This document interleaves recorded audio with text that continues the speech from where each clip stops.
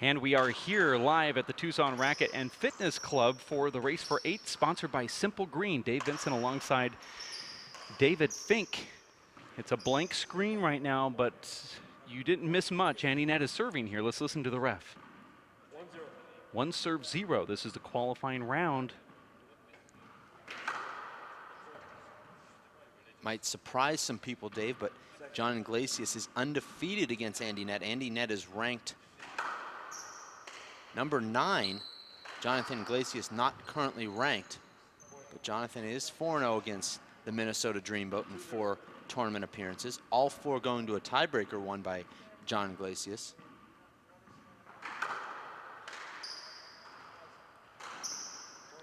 This is the final of the Vince San Angelo bracket. Andy Nett, Dave, has just improved with each event over the last year. Remember, Dave, 12 months ago at the WPH Minnesota Pro Stop, nearly defeated Luis Moreno, losing an 11-6 tiebreaker. That was sort of his coming out party, Dave, and since then he's been extremely dangerous, knocking on the door, nearly defeating Sean Lenning in Idaho. Did knock off a top 8 pro at the US Open.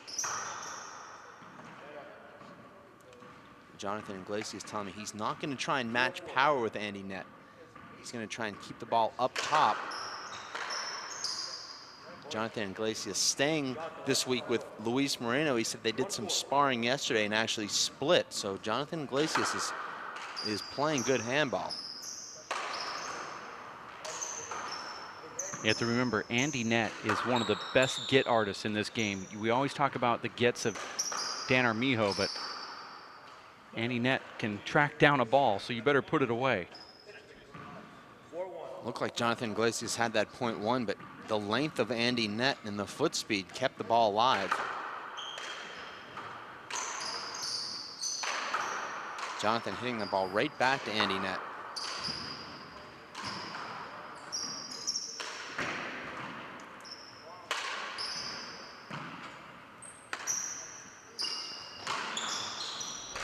Good aggressiveness there from Jonathan.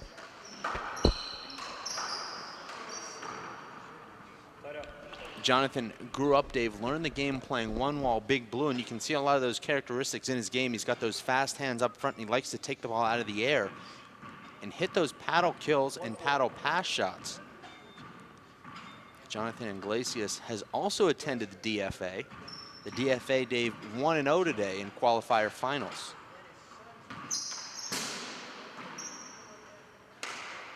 If you're just tuning in, it's a 1-game match to 25. You have to win by 2. At 15, we call it halftime. It's a mandatory 3-minute timeout. And since Andy Nett served first here, he will not be serving at 15 when they come back from the timeout, even if he was serving when they went into the timeout. That's right. It's just like halftime in football. If the first half runs out, Dave, and you have the ball, but you receive the kickoff to start the first half, you don't get to maintain the ball in the second half. It's a rule that was about 3 seconds in the making. It was mentioned and it was passed. Well, that's a great thing about having a rules committee of only 3 people. When 2 of those members are actually here live, we outrule the other one that doesn't even know it exists. That also is a good way of making other people mad, and hopefully they resign. Which is our goal. Then the rules committee becomes just 2 guys who usually agree with everything when the microphone or the headsets are not on. But who send hateful emails and texts behind each other's backs when they're separated. Real friends. Oh, they call that frenemies. Announcer-emies. I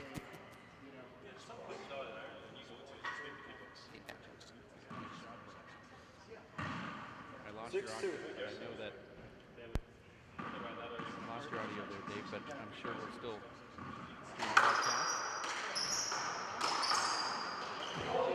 John Iglesias tries to dive in, is unable to get that ball. Andy Nett serving the ball so well right now, hitting the ball incredibly hard.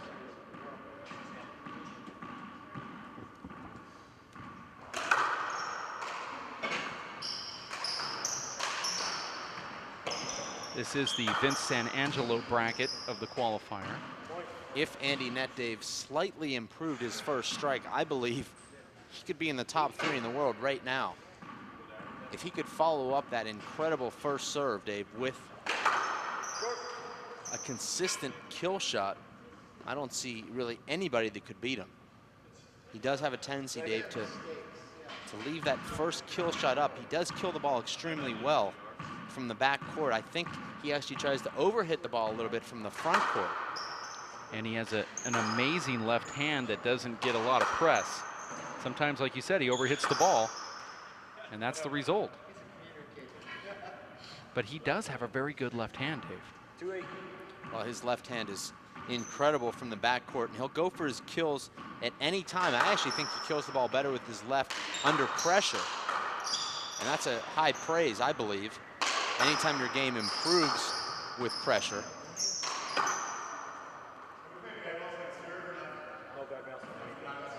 That's actually not true.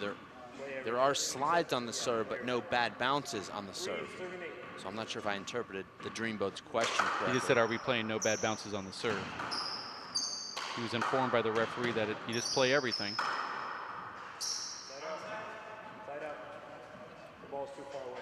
Good call from our referee there. Just because there's contact doesn't mean it's a hinder, Dave. I'll try telling that to the lady in the red Subaru out in the parking lot. Amazing get there from Jonathan. Unbelievable. I thought that was going to double bounce back there. And you never are able to set your feet against Andy Nett, Dave, because the ball's always moving so fast.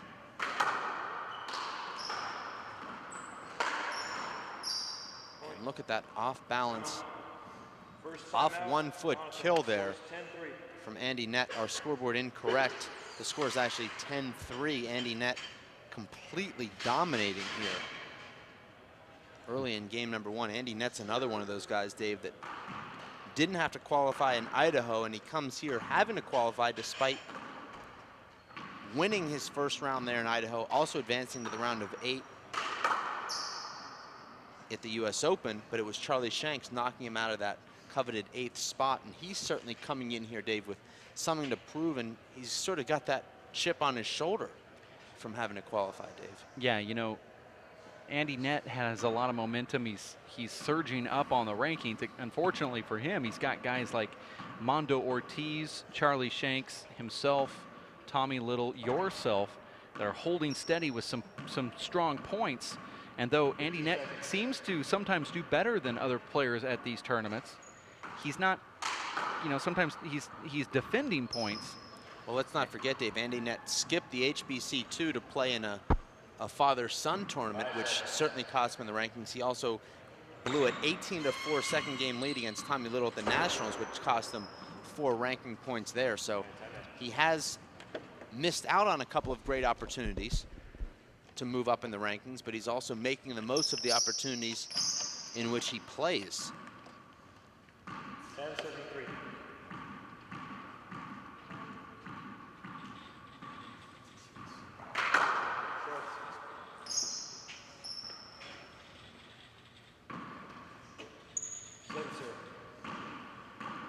Jonathan Iglesias telling me that he feels very vulnerable because he just doesn't feel like he's ever had a good serve, and he plays against these good servers, and you feel like you have to outscore them by 7 or 8 points because these great servers will hit 7 or 8 aces a match that he won't hit. 11-3. He almost has to win these matches, Dave, by a wide margin. He doesn't get those free points on his serve. Side out. All you can really do if you're playing Andy Nett, Dave, is just try and return those unbelievable power serves that don't come off the back wall, and when he does leave those serves off the back wall, try and take advantage of them. But there's nobody in the world, Dave, that can do anything with those power serves that bounce twice before the back wall. And there's that amazing get from Andy, and there's that beautiful big ball shot from John Iglesias, able to cradle that ball down the left side wall. Well, I contend that even if you're standing in the spot that Andy's serving those balls, they're still going to be impossible to get. Those double bounce to the back walls are just so sharp, and you saw that firsthand when you played him at the US Open. a couple weeks ago. They just seem to die. And John Iglesias talking about how he doesn't feel like he's got a great serve, but there's a great ace there from Jonathan. And he trails 6-11 here, Dave, but he really looks like he has his feet under him here. And another ace, consecutive aces from Jonathan, and now you see him pumping his head a little bit. Jonathan really does want to do well here, Dave. He said he went to the US Open just trying to get himself back in the groove, and now he's here, I think, with a lot more expectations. And it's 3 consecutive aces now for Jonathan Iglesias. And a timeout from Andy Nett. I think a smart timeout, trying to break up this momentum from John Iglesias, and John staying in the court, Dave, to try and maintain the momentum that he's built. Well, I think it's a smart move from John to stay up there. But, you know, some players come out and have those 6-point jitters. And John could be in the middle of one of those phases, but other players come out playing like it's a tiebreaker, and they're going to try to score as many points as they can. And Andy Nett sort of just plays that way all the time. There is no 6-point jitters with him. So John is now breaking through that 6-point jitters. He's starting to feel a little bit more comfortable and maybe a little bit more acceptable of his own skin. And now Andy Nett's going to have to take a timeout, and you can see the momentum change. Well, I think, Dave, that those 6-point jitters often come at the expense of the less powerful players. The power players, Dave, can come in there and feel comfortable immediately by blasting the ball. A guy like John Iglesias, who relies more on his finesse in reacting to Andy Nett's power, it takes him a little while, Dave, to adjust to that kind of power. Yeah. I always feel like the power player is at a big disadvantage, at a big advantage, excuse me, at the beginning of games and in tiebreakers, because they can put on that pressure. Nearly a fourth consecutive ace now, Dave, for John Iglesias, for a guy that told me privately, Dave, in one of our pre-tournament meetings, that he doesn't think he has a good serve. And now it's 5 consecutive unreturned serves from Andy Nett. That was a setup on the serve from John Iglesias, but Andy Nett puts the ball on the floor. And this is what really has held Andy Nett back over the last couple years, Dave, is that inconsistency throughout matches. Not so much from tournament to tournament, Dave, but he'll play 10 points in a match where he's the best player of all time, and then he'll play 10 more points where he can't return the ball. And here's the 8th consecutive point now for John Iglesias. 6 of those coming on unreturned serves. And finally, Andy Nett earns the side out. And Dave, I don't believe you would have predicted this match tied at 11 when we saw that hot start from Andy Nett racing off to an 11-3 lead. I agree with you. And this is a huge match, Dave, as far as the rankings shakedown after this tournament. As you know, Dave, you have your computer set to auto-receive the rankings at 12 p.m. Mountain Standard Time every Sunday following a tournament, and I know that you're very excited. Andy Nett, Dave, could either rise into the top 8, top 6, or he could fall out of the top 12, depending on what happens in this match. And Andy Nett knows that, Dave. Well, and believe me, there's a lot of pressure when you're playing for your spot on this tour. Now, here's an interesting scenario. Andy Nett's now reversed that momentum, and if he goes into this 15, he loses his serve after halftime. John Iglesias had a great look at a poor serve from Andy Nett at 12-11, put it in the floor, and now Andy Nett has scored 3 consecutive points.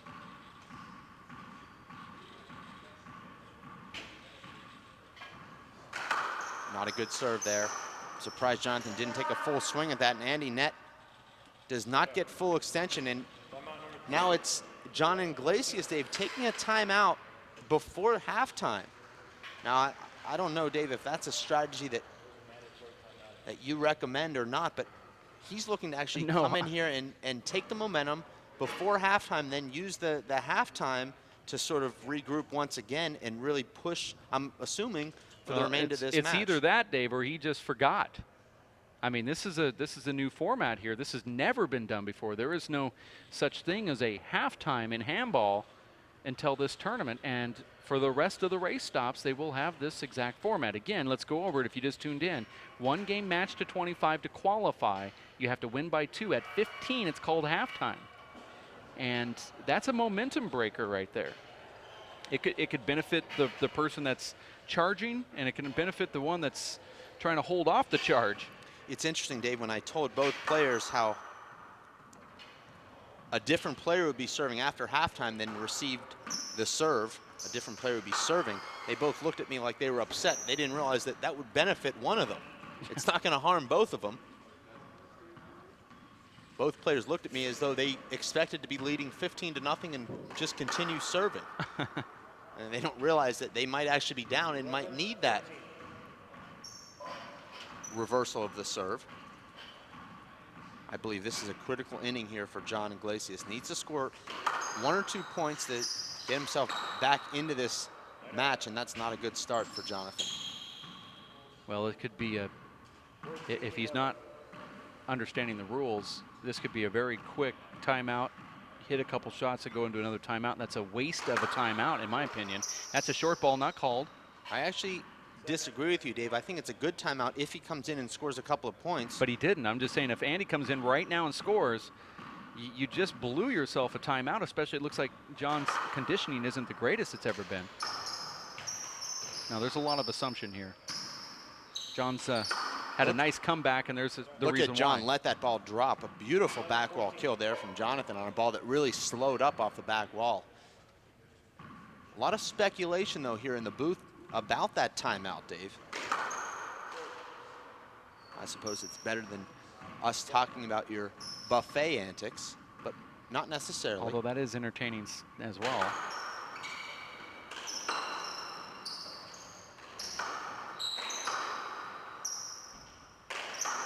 Beautiful shot there from John. And look at the get. Andy stays with that ball.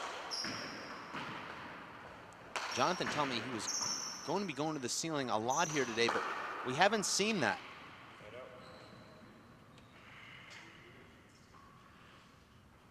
Jonathan's good buddy Sun Lee watching in Chicago, Illinois. Love John's body language right now. Very positive. Andy Nett's lost just a little bit of zip on that serve, Dave, making that serve playable for Churches Iglesias. Second.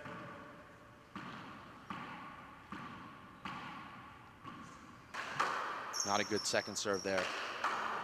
And I like Andy that. Nett takes himself completely out of position there with a terrible Z serve. But I like that return right there from John Iglesias. Left-handed power, sliding the left wall. 11 serves 14, 1 game to 25. You see the scoreboard powered by Zions, the official sports drink of the UFC. No screen called from the ref.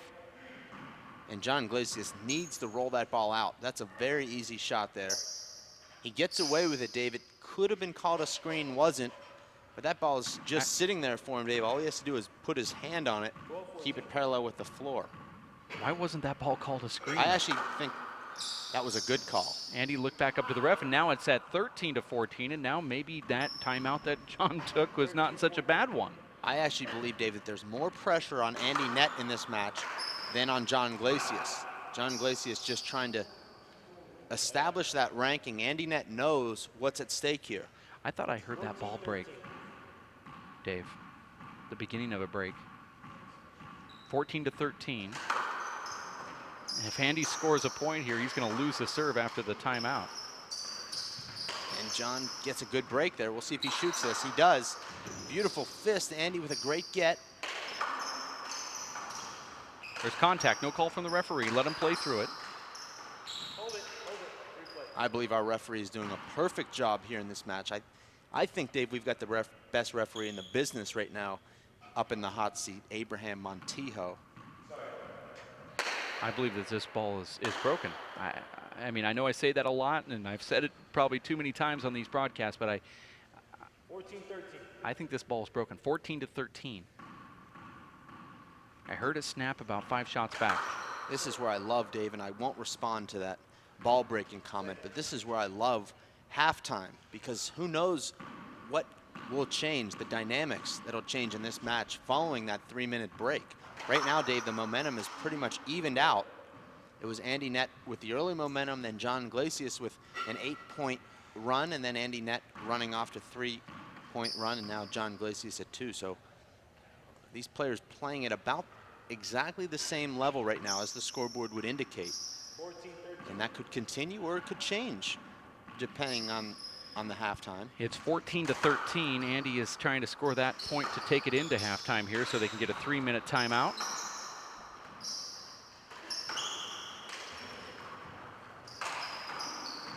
Andy's pushing John side to side here. That's a skinny V there. And there it is. Andy gets that final point before the 3-minute mandatory timeout where he will lose the serve. He's up 15-13, and John Iglesias will be serving in 3 minutes from now. You're watching the Tucson qualifier here, this timeout, and this replay brought to you by Owens. Very lucky shot there from Andy Nett. Frustrating there for John Iglesias, who had a couple of opportunities to win that rally, and there's the WPH 360 cam following the players outside the court, but Andy Nett also had a couple of very good opportunities to win that rally, and it was Andy Nett ultimately scoring the 15th point on a very lucky right crotch kill on a ball that he just reached out and just caught with the edge of his fingertips. We are at halftime here, Dave, in our 4th and final qualifier final. It's Andy Nett, the number 2 seed in the qualifier. He's ranked number 10 on the WPH Race for 8 Pro Tour, taking on former top 15 ranked pro John Iglesias, who still has a lot of game. John hasn't participated in many pro events over the last year, therefore losing his ranking, but he's still, Dave, at that 15 to 20, possibly top 12 range. Well, you know, this has been a successful qualifier so far today, and after this one wraps up, we're going to turn around and have a blind draw. It won't be live on the internet, but we'll post it certainly live on one of the websites, Dave, and that's going to be a fun experience for the players as we do the blind draw, and we'll find out who will play the 5, 6, 7, and 8 seeds, and who are those players as we look down the Well, pro Alan draw Garner, here. Dave, seeded number 5 here, dropped out of the top 4 based on not defending his title there at the U.S. Open. Number 6, Dave, is myself, David Fink. Number 7, Tommy Little from the great Midwest, Kansas City, Missouri. And then number 8 from Ireland, Charlie Shanks, rising with a bullet. So, for example, Dave, the winner of this match, let's say Andy Nett goes on to win this match, he would have a 1 in 4 chance at drawing one of those 4 guys that I just mentioned. So Andy Nett definitely dangerous, but everyone who qualified here today, Dave, is extremely dangerous. And I don't know that any of the 5 through 8 guys is necessarily looking forward to playing any of these guys, because each one of them is a very difficult matchup. We have, like you said, now Alan Garner, a buzzsaw, yourself, been ranked in the top 6 for the last few years now. And then, you know, we say Alan, we have you, we have Charlie Shanks, and Tommy Little. It's starting to get tighter here on the Pro Tour Series. And when we first started doing these series, Dave, it seemed to me that there was a lot of openings and gaps there where you can see, you know, hands down, I wish that I qualified because I'd like to play one of those guys. Now it appears that I don't know if I was a named pro like yourself that was invited, I don't know if I want to play a guy like Charlie Shanks coming in. Well, personally, I'd like to have seen Charlie, you qualify and draw your name. Charlie's actually one of the named, Dave, but I wouldn't want to pull like an Armando Ortiz or, you know, have to pull an Andy Nett. I mean, it's starting to, some of the top 8 players are starting to look over their shoulders and say, I don't know if I necessarily want to pull these guys. It used to be the other way around. So that's going to be an interesting element that comes up here. You kind of lost me there, but it's okay. You know, it used to be the qualifier that was looking toward the named player and say, I want to pull that guy's name. Now it's the named player saying, I don't want that qualifier coming at me. I agree with what you. I'm saying. It's the tables are slightly turning just a little bit. You're watching the Tucson Pro Stop of the Race for 8 series, brought to you by Simple Green and all of the sponsors, Mintech, Tucson Rolling Shutters, TB Pinnock and Sons, as well as First Star Sports, where you can up your game and play just like the pros. You can find them on the internet at firststarsports.com/WPH. Also want to thank the Tucson Racket and Fitness Club for their efforts here And of course, Simple Green, the namesake of this series, we have 8 stops. 7 of those stops is where the players can accrue points, and then just the 8 players that are ranked in the race rankings will be named into the Player Championship in Seattle, and that's where the big money is at, and that will be in sometime in May. And then an encore performance will take place in June at the Four-Wall Nationals at Los Caballeros Sports Village, where we honor the great John Bike as he is being inducted into the Hall of Fame. And he's also one of the players that is vying for that top 8 spot. He feels that at the end of the season, he could get enough points to work his way in to that final 8. He very well could, Dave. He's already guaranteed himself 3.25 points through this stop at a very minimum, Dave, and he could very well vault into that 5 to 10 point range, which would put him on the cusp of that top 8, depending on how the rest of this tournament unfolds for him. And depending on how his back is going to handle what is going on with his body right now. And this Pro Tour season, which has been quite long. We're going back to the field here with Andy Nett getting onto the court, losing the serve, and John Iglesias is going to go into serve first here at 13-15. These next 20 minutes, Dave, could very well determine the fate of a number of different players in this race stop. Should Andy Nett lose here, Dave, he could very well fall out of that top 10. Should he win, he could be bumping a couple of people out. And John Iglesias with a great opportunity to win that rally there and unable to convert.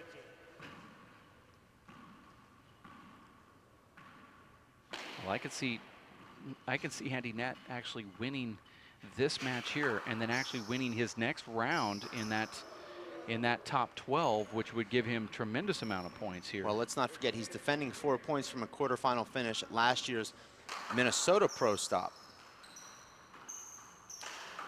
How many points do you get for making it to the round of 8? If you are to finish in 5th place, you get 4 points.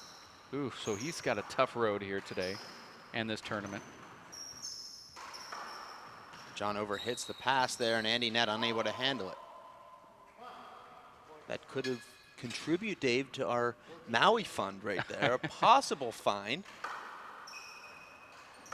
I'm not a linguist, but we actually give ourselves the benefit of the doubt when it comes to the fine, Dave, because we enjoy our vacations. We want to make them as lavish as possible. I'm not a linguist, Dave, but I swear I heard Andy Nett say schmuck. I'm not sure, but that's what I thought I heard him say.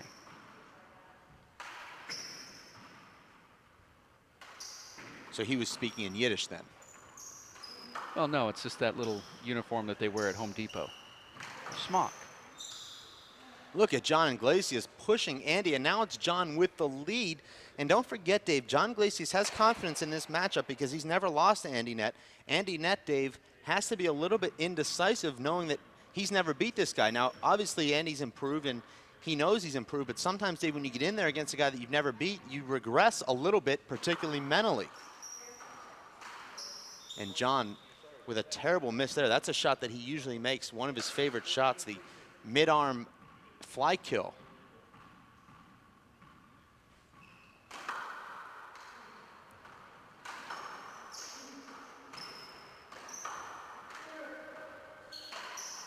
And this is what I'm talking about here, Dave. Andy Nett not killing the ball well from the front court.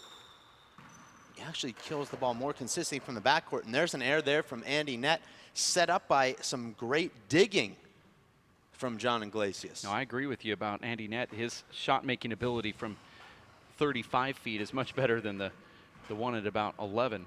Well, he actually hits the ball, Dave, from about 3 to 4 feet off the ground because he's so tall that from the backcourt, that ball actually can start dipping. From the front court, that ball stays up.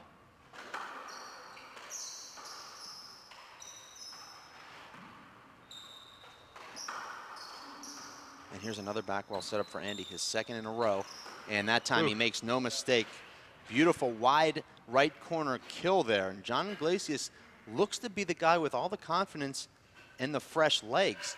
John Iglesias has had some match play here, Dave, on this court. Don't forget he played Luis Moreno yesterday in a practice pickup sparring match, and then he also had an earlier match this morning, so he's had 2 matches under his belt on this court. Andy Nett has not played any matches on this court yet.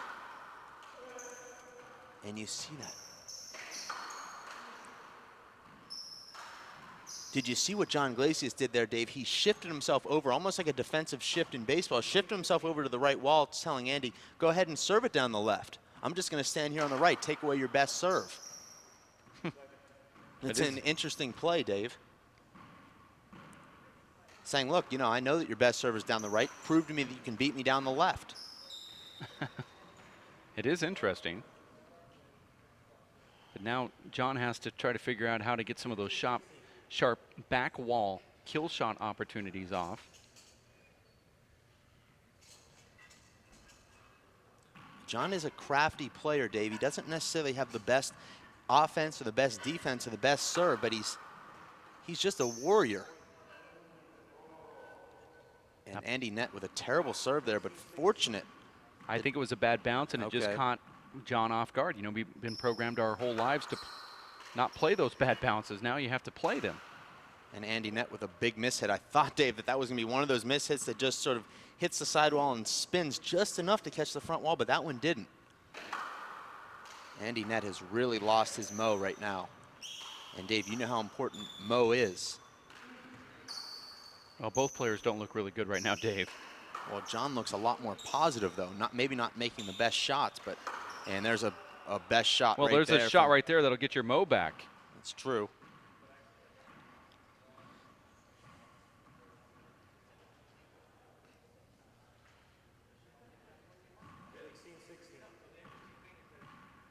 This, Dave, has lived up to all of the advanced billing.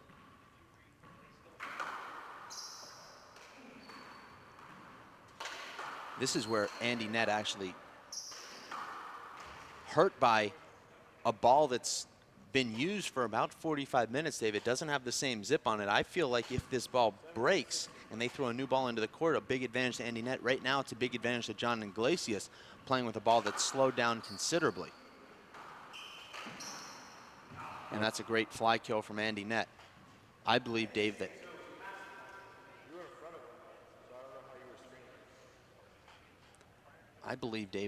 when a ball breaks, a ball used at the same level should be thrown into the court, not a completely new ball that plays completely differently and moves at about 5 to 10 miles per hour faster. Well, I believe this ball is broken, Dave. But I know you're just ignoring that thought. Yeah, but I don't acknowledge that. Boy, that was tough. I thought that was 2 bounces.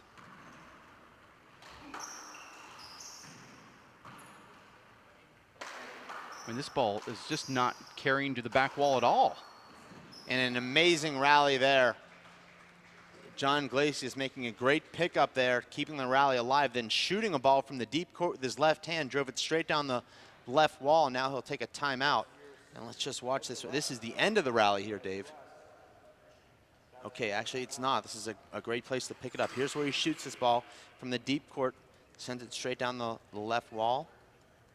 And then falling back, John Iglesias drills the kill down the right wall there, Dave.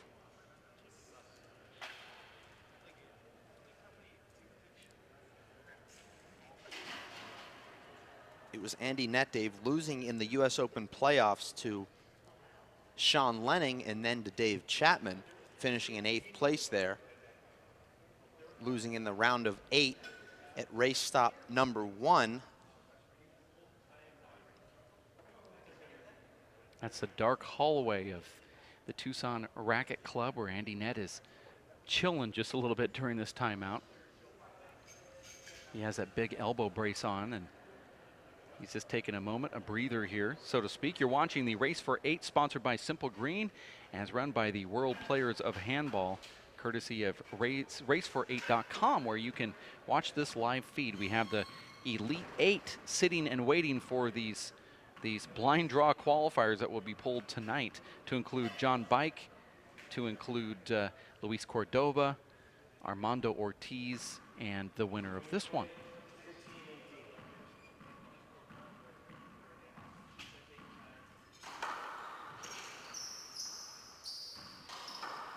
John overhitting that shot, and Andy not a good left. Makes a nice pickup, and that ball gets behind John. Andy just floating that ball past John. John completely in control of that rally, but unable to finish it off. Now Andy Nett serving at 18-16 here. 1 game to 25. You have to win by 2. That's a short ball. Andy tries to sell it with a fist pump. He actually loses the sale with the fist pump, Dave. Well, I think that's actually the anti-close. The referees are starting to get wise to that fist pump and saying, hey, anytime you fist pump, that means that they know it's the opposite. And you thought there was deception and lying in just only baseball. It happens only when you serve.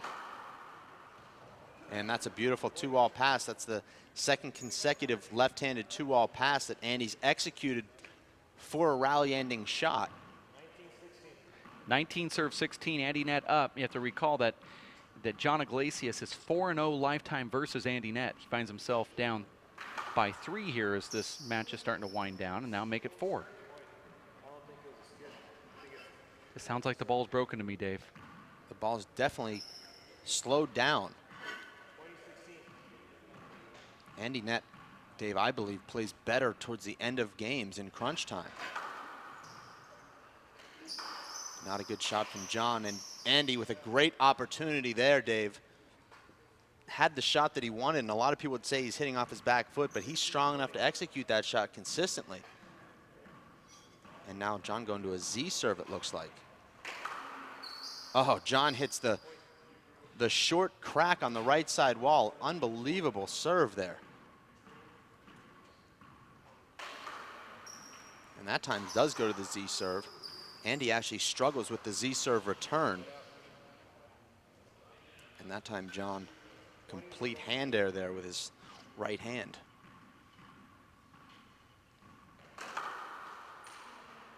And another unreturnable serve from Andy Nett. Now 4 points from qualifying here.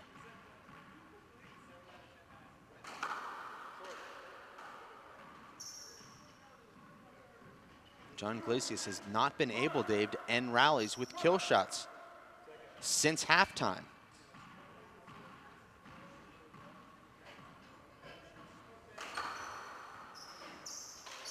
Not a good return there.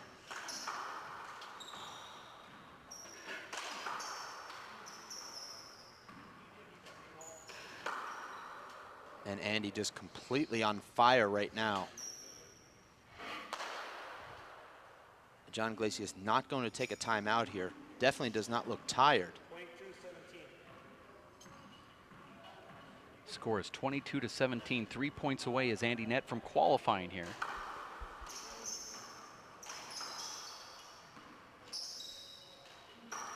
That's a tricky bounce there that John plays, and now it's a big back wall setup. And he executes it perfectly, the right corner pinch kill. John will need to make something happen here, Dave.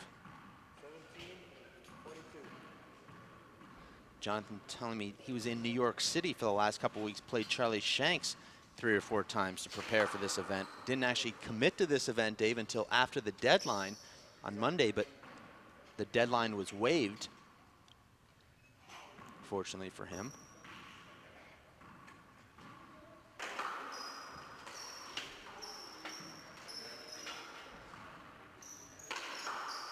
Beautiful shot there from Andy, and a terrible shot setting up that Andy Nett 2-wall pass as Jonathan Iglesias just lobs the ball off the left side wall. Just target practice there for Andy.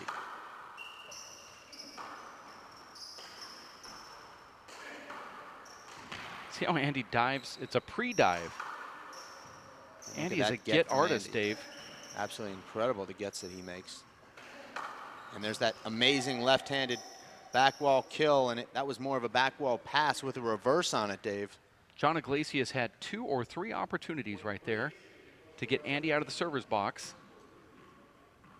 Now it's at 23-17. And Andy wins that on hustle points. And another pass there from Andy Nett.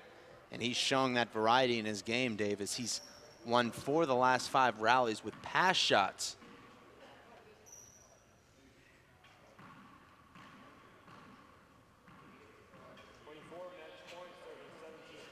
Here it is, a chance to qualify. Andy Nett serving 24-17, short ball called. Well, I thought that was good. I don't know if Andy's appealing that or not. Apparently not.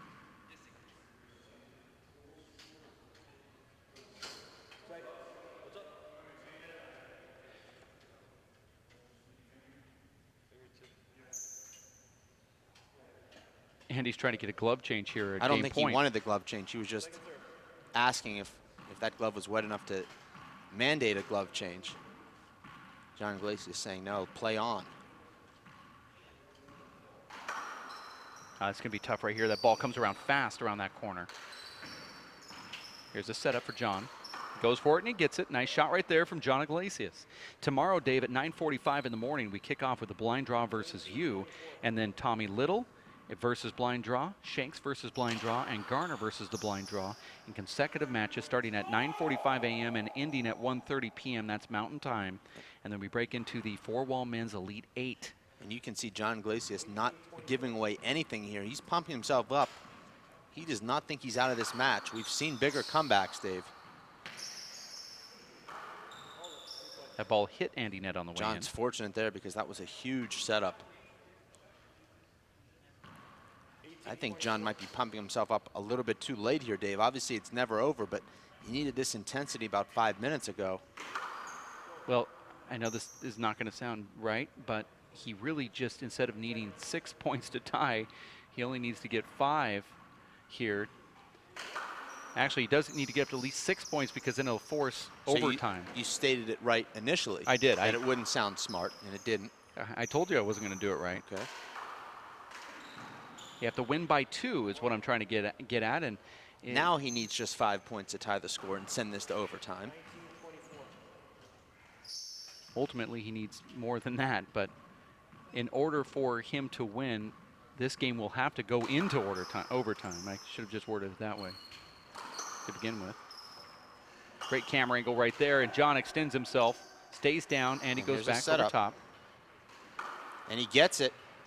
And he went with the pre-dive, but knew he had no chance. And now it's John Iglesias applying some pressure, Dave. I feel like if he scores 2 more points here, Andy Nett will really start to feel the pressure. Right now, Andy Nett still has that comfort of knowing that he's got this nice 4-point cushion. And I believe, Dave, that it was Andy Nett calling a timeout right there, which I think was a very smart timeout. Veteran call there from Andy Nett. He's been around the Pro Tour now for a number of years, Dave, and he can sense when the momentum is going against him, and this could be just enough to pull himself out of this mini funk that he's in now, where John Iglesias has scored 4 consecutive points. You are watching the Race for 8 Tucson, brought to you by Simple Green at simplegreen.com. This is being streamed live at racefor8.com. Courtesy of the World Players of Handball. There's the front row here. Tucson Racket Club is not the most film-friendly venue that we've ever been to, Dave, but they are very passionate about their handball here, and this is just qualifiers. So you see a lot of fans out here, a lot of support already for the matches that will continue on tomorrow. We're actually expecting ESPN Deportes here tomorrow, Dave, as well as a local channel here in Tucson. As you know, Dave, handball was covered by Digital Kitchen, a branch of AT&T at the Jake Plummer event. So handball definitely receiving some huge exposure. Nice dig right there from Andy. And not a good shot there from John. Andy resets the action.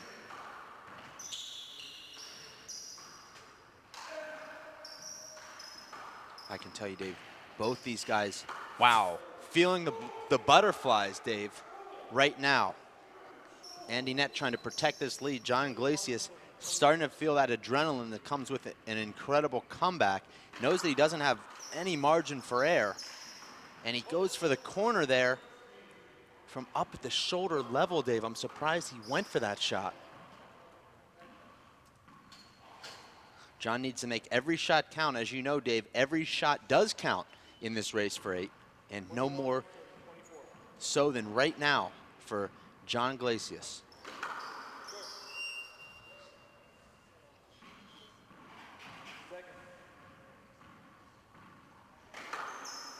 Like that second serve there from John.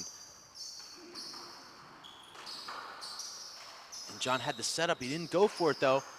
And Andy Nett does go for it with the left hand. John Iglesias makes the dive and just unable to re-kill that Andy Nett left-handed kill. It seems to me that John was just trying to shovel that ball to the back wall, and he clipped the side wall. And what happens with a guy like Andy, who has a great fadeaway left, is now serving to win this match and qualify.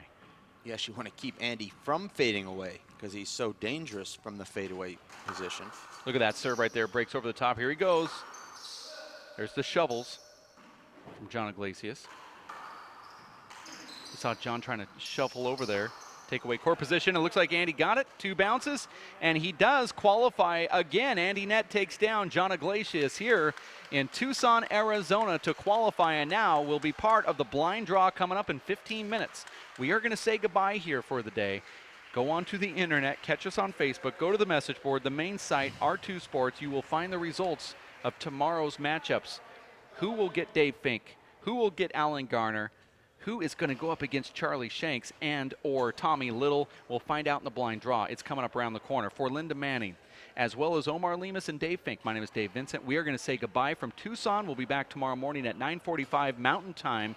Please send out the schedule, the Pro Tour schedule, and the webcast lineup for tomorrow's airing to all of your friends and family members, and hopefully we'll have huge numbers like we did at the U.S. Open as we try to expand handball out into the universe. We'll be back. More action coming up. We just witnessed Andy Nett taking down John Iglesias 25-21. We'll have handball tomorrow morning at 9:45. Thanks for having us. It's always nice being had. Hello, I'm Bruce Fabrizio, inventor of Simple Green. Our non-toxic, biodegradable, all-purpose cleaner works great for cleaning.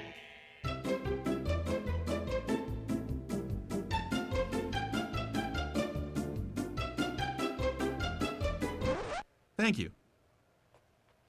Non-toxic, biodegradable, Simple Green. It's great for cleaning.